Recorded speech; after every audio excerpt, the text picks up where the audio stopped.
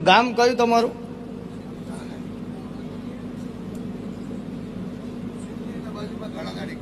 હા, કઈ જ્ઞાતિ? હા, તમારા ઘેર ભીખાભાઈ બુવાજી આવેલા હે?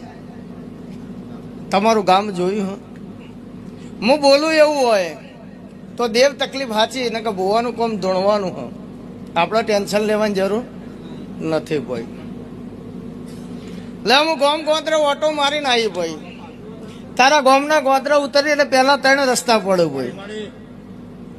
આ 3 રસ્તા કેટલા વાગે રાતના? કદાચ 1. હા, ઘડિયાળ નહીં, અંદાજ ચાલો 1 વાગે દેવ દેવને ઓળખ, મોણા મોણાને ઓળખ.